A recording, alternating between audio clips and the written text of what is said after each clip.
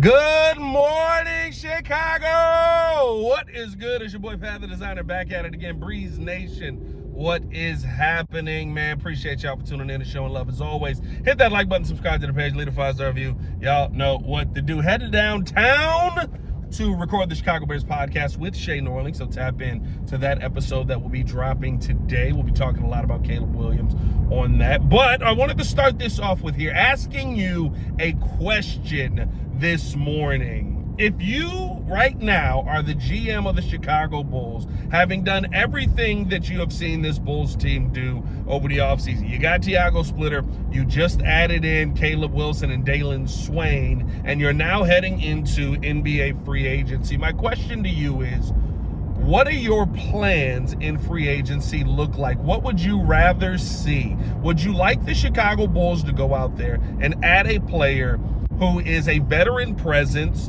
that can come in, be a leader for the team, but kind of is expected to not have heavy minutes, be in heavy rotation because you want the kids to play? Or do you want to see somebody brought in who is a very, still viable player on the court, is going to command 25 to 30 minutes on the court, is somebody who can still have an impact? We've heard some names thrown around there. Norman Powell,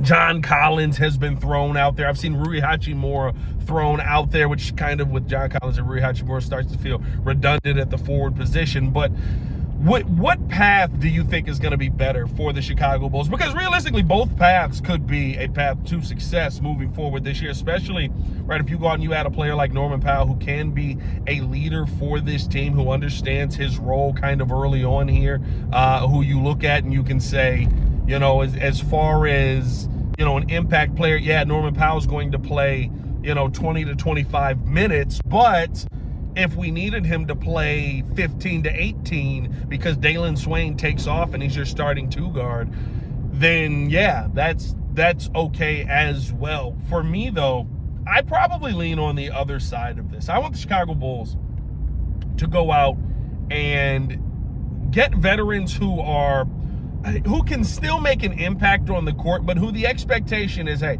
this guy's coming here to play a solid 12 and a half minutes a game. You're not spending a ton. Allows you to still take contracts back if you need to at the trade deadline, keeps you flexible as far as your cap goes. But a name, and I brought this up on Locked On Bulls this morning with Hayes, a name to me that really stands out is a guy, two guys, honestly, that one on the team, has been on the team already, and another guy that I think could be very good for this Bulls team as far as leaders go. Number one for me is Mike Conley.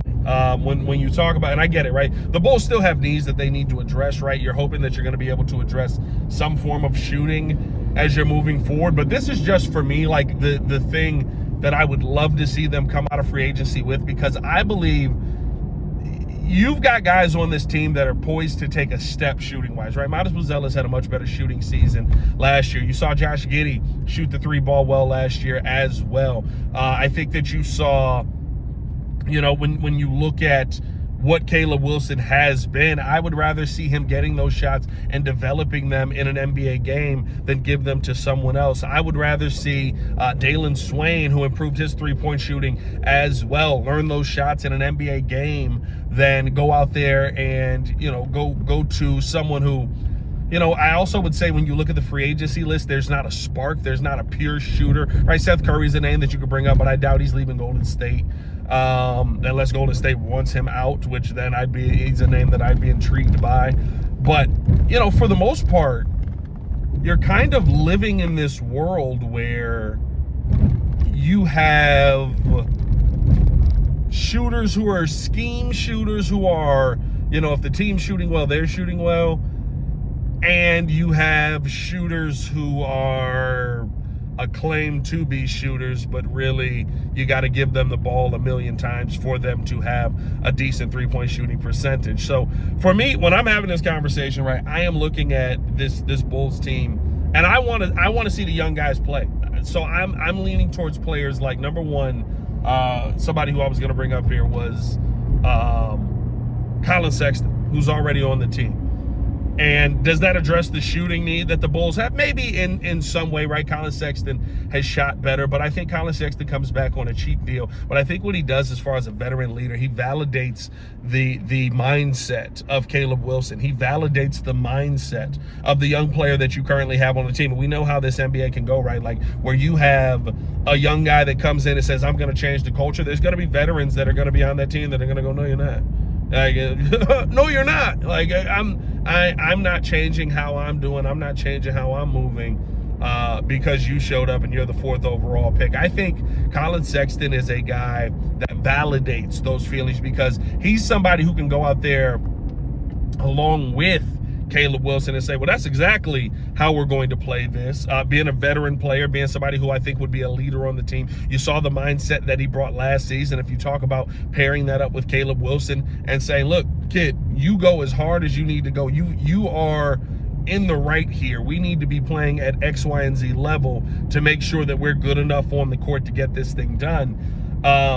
I think that that's going to be very important to the development of a young player. And you look through history, right? When you look at Kevin Garnett, when you look at, I'm trying to think some other guys who kind of fit that mold there of the tough guy coming in. And yeah, I would say just a lot of those elite players who have had more of an aggressive mindset. Heck, and Anthony Edwards even, right? Like you need that veteran on the team that says, I get what you're doing. I understand why you're taking those shots, and it's okay for you to do that. Of course, you want to have a coach backing you, but I think if you have the veteran player on the team who's telling everybody, yo, the kid's doing the right thing, y'all just not ready to move that way, that changes things. And I think Colin Sexton really could be that for this team moving forward. Plus, he's a little bit younger at 27 years old. The other name that I had, who's not on the team, though, as far as the leadership presence goes,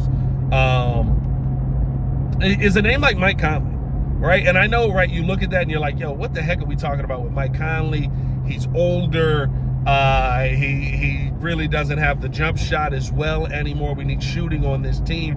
What are you talking about? Again, I'm leaning towards I want the young boys to play. And the real conversation we got to have too, we haven't talked about Noah Essengay at all, right? Is he playing? Is he somebody who's going to be an option in this offense? Those are things that we don't know. But you've got essentially 5 young pieces on this team that I want to get shots up, that I want to be playing, but I don't want them running around aimlessly like we have seen teams do in the past, right? We saw the Charlotte Hornets for years just go, we're just going to run kids out there and they're going to figure it out. No, they don't. They need somebody who can be that leader. They need somebody who can be the vet in the room that can tell them this is how things are going to go for you. This is why you want to do this in this manner. This is why you want to move, excuse me, haven't had the coffee yet, in this way.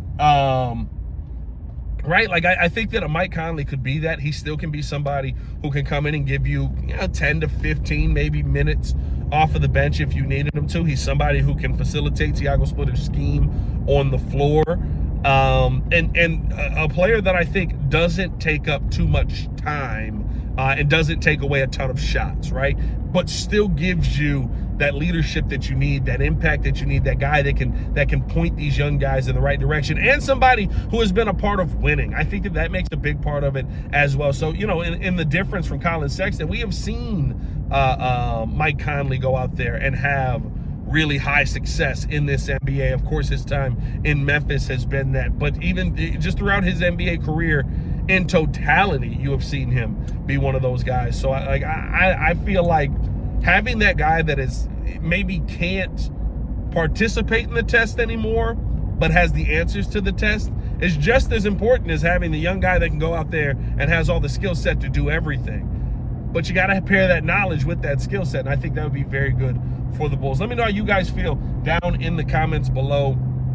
I'll be down there talking with you guys as well. We'll be live tonight for the show with all of the guys in the building, man.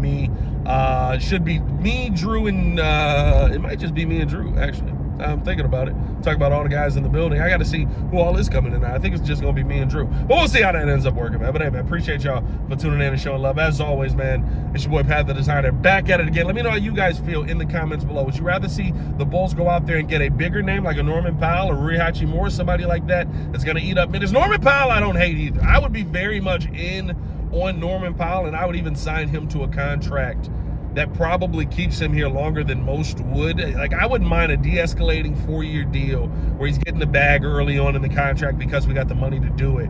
But this guy's going to be 36, 37. He's here just to be the leadership, the voice of reason, that vet for the young guys to look up to. So I wouldn't be mad at the Norman Powell either. Norman Powell just costs a lot more. But hey, man, let me know, like I said, how you guys feel. Or would you rather go with just the savvy vet route, just the guy that has that knowledge, but maybe doesn't have the skill set anymore? I'll be down in the comments talking with you guys as well. As always, it is your boy, Pat the Designer. Back at it again. Y'all stay safe out there, Chicago. See Red Nation stand up. Peace.